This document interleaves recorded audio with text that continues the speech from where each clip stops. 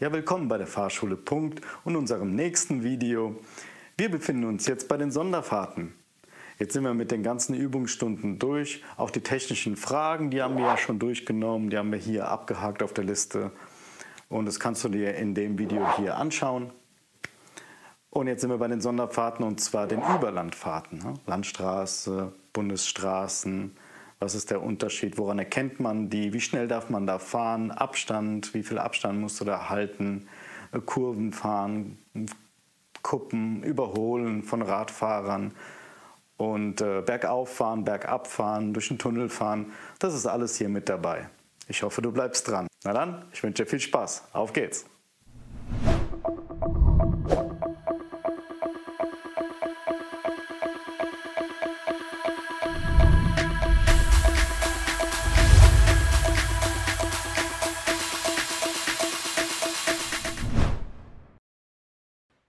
Landstraßen und Bundesstraßen. Auf diesem Verkehrszeichen kannst du erkennen, dass du die Ortschaft Bad Vilbel verlässt.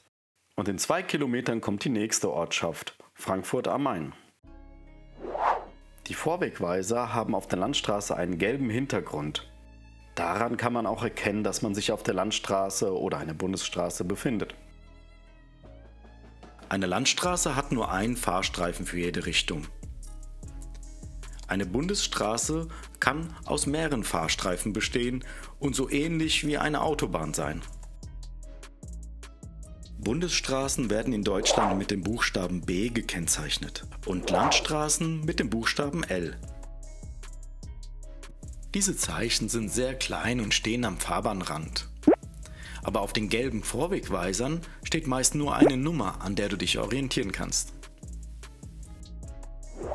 Befinden wir uns auf einer Straße mit jeweils nur einem Fahrstreifen für beide Richtungen, ohne bauliche Trennung, das heißt also nur eine Leitlinie in der Mitte, dann darf man da maximal nur 100 fahren. Sobald es 2 Fahrstreifen für jede Richtung sind oder ein Fahrstreifen mit einer baulichen Trennung, dann gilt die Richtgeschwindigkeit von 130 km/h. Genauso wie auf Autobahnen. Fahren wir mal hier die Landstraße entlang. Es ist ein Fahrstreifen für jede Richtung, also gilt hier die Höchstgeschwindigkeit von 100 km/h. Bei höheren Geschwindigkeiten müssen wir auch viel weiter nach vorne gucken, damit wir in der Mitte von unserem Fahrstreifen bleiben. Natürlich können wir das in den Außenspiegeln auch nochmal ab und zu mal kontrollieren. Auch hier bei den Kurven schön weit nach vorne gucken.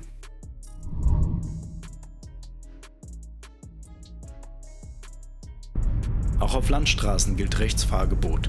Wir müssen immer in unserem Fahrstreifen bleiben, besonders in Kurven. Es ist verboten, die Kurve zu schneiden und in den Gegenverkehr reinzufahren. Das kann richtig gefährlich werden und tödlich enden. Bleib immer sauber in deinem Fahrstreifen.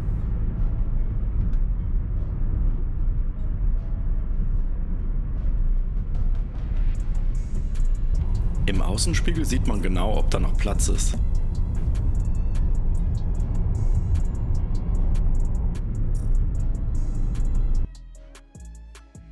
Fährt man das erste Mal über die Landstraße, dann kann es passieren, dass wenn da Bäume am Fahrbahnrand stehen, dass das Wechselspiel von Licht und Schatten irritiert. Auf Alleen ist es besonders gefährlich, wenn die Bäume auch noch ziemlich nah am Fahrbahnrand stehen. Cool bleiben, weit nach vorne gucken. Da vorne fährt ein Radfahrer. Den überholen wir nur mit ausreichendem Seitenabstand. Und das ist Minimum 2 Meter außerhalb geschlossener Ortschaften. Abwarten, bis alles frei wird. Auch den rückwärtigen Verkehr nicht vergessen, also durch die Spiegel kontrollieren und den Schulterblick machen.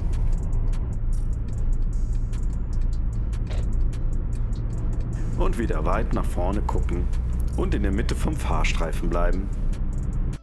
Und nicht vergessen, alle 7 Sekunden in den Innenspiegel schauen. Es könnte ja jemand überholen und das müssen wir vorher schon sehen, denn wir müssen uns auch darauf vorbereiten. Wenn man überholt wird, nicht beschleunigen und weit rechts fahren.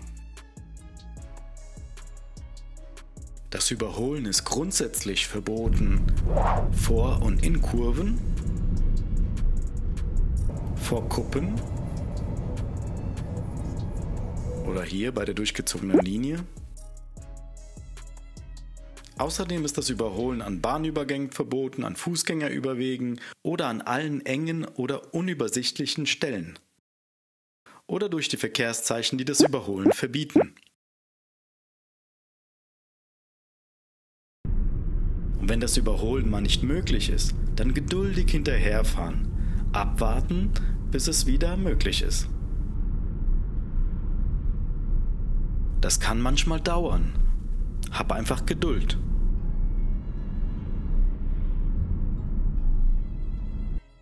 Da kommt ein Gefahrenzeichen und eine Geschwindigkeitsbegrenzung.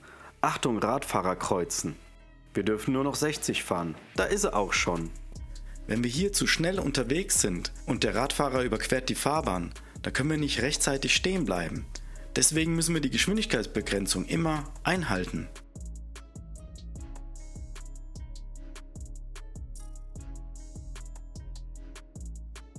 Hier ist die Geschwindigkeitsbegrenzung wieder aufgehoben, die 60 durchgestrichen. Es gilt wieder 100. Da sind schon Häuser zu erkennen. Das könnte eine Ortschaft sein.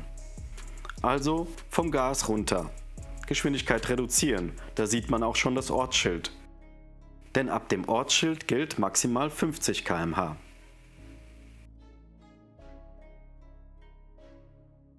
Wenn wir bergauf fahren, müssen wir später hochschalten, denn im oberen Drehzahlbereich haben wir mehr Kraft und die brauchen wir, um den Berg hochzukommen. Schaltest du hoch, fällt die Drehzahl wieder runter und du kannst weiterfahren. Wenn die Drehzahl zu niedrig ist, dann kommst du den Berg nicht hoch, dann musst du wieder zurückschalten. Das merkst du daran, wenn du Vollgas gibst und das Auto wird nicht schneller. Dann musst du zurückschalten.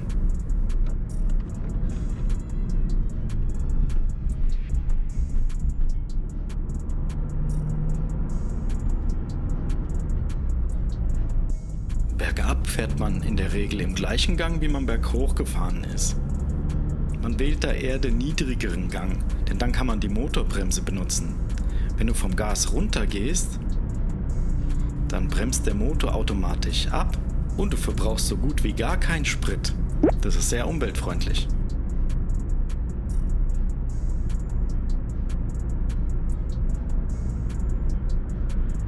Wenn wir in den Tunnel reinfahren, müssen wir die Sonnenbrille abnehmen und das Abblendlicht rechtzeitig einschalten. Den Blick weit nach vorne gerichtet.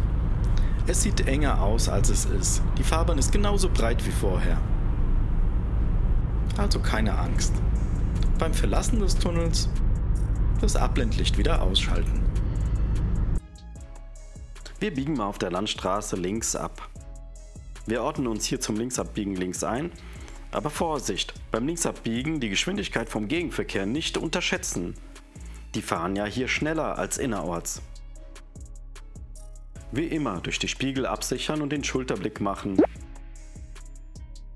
Und den Kreuzungsbereich zügig räumen. Da kommt wieder ein Gefahrenzeichen mit einem Zusatzschild. Wildwechselgefahr ab dem Schild 4 Kilometer lang. Das erkennst du daran, dass da 2 Pfeile sind, links und rechts neben den 4 Kilometern. Ohne diese Pfeile beginnt die Gefahr erst in 4 Kilometern. Bei Wildwechselgefahr sind oft an den Leitpfosten so blaue Reflektoren angebracht. Die sollen nachts das Licht reflektieren, damit das Wild nicht über die Straße läuft. Wenn du so blaue Reflektoren an den Leitpfosten siehst, dann besteht da Wildwechselgefahr. Daran kann man das auch erkennen.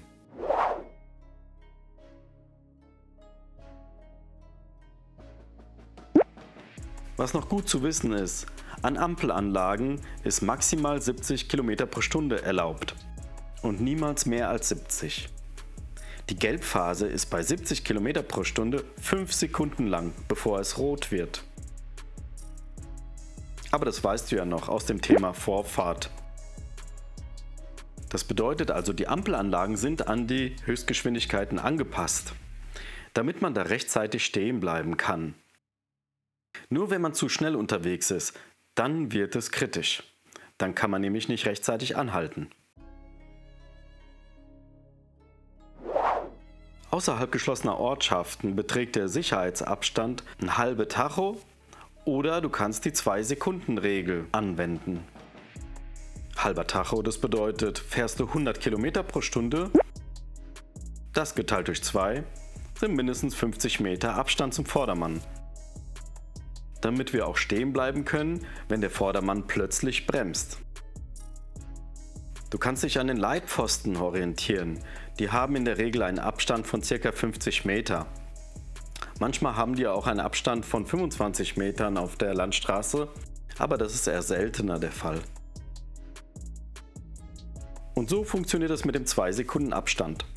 Du merkst dir einen Punkt und fängst an zu zählen, wann das Fahrzeug vor dir daran vorbeifährt. Zum Beispiel das Vorfahrtsstraßenschild. 21, 22, bis wir daran vorbeigefahren sind.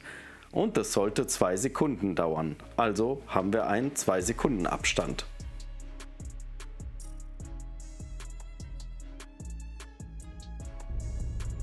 Wir fahren jetzt auf eine Bundesstraße mit Einfädelungsstreifen. Genauso wie bei Autobahnen. Es sieht aus wie eine Autobahn. Die Geschwindigkeitsbegrenzung ist aufgehoben. Wie schnell darf ich hier fahren? Wir haben 2 Fahrstreifen für jede Richtung. Das bedeutet, hier gilt die Richtgeschwindigkeit von 130. Das ist praktisch die empfohlene Geschwindigkeit, an die man sich orientieren soll. Es ist aber nicht verboten, auch schneller zu fahren. Genau wie auf Autobahnen.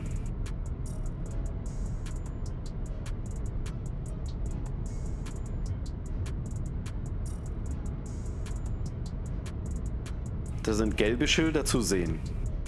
Das heißt, wir befinden uns nicht auf der Autobahn. In 200 Metern kommt eine Ausfahrt. Wenn wir geradeaus fahren, geht es Richtung Autobahn. Das ist das Blaue da oben. Und es geht Richtung Erlensee. Wenn wir Richtung Erlensee fahren, dann befinden wir uns weiterhin auf der Bundesstraße. Denn das steht auf dem gelben Schild.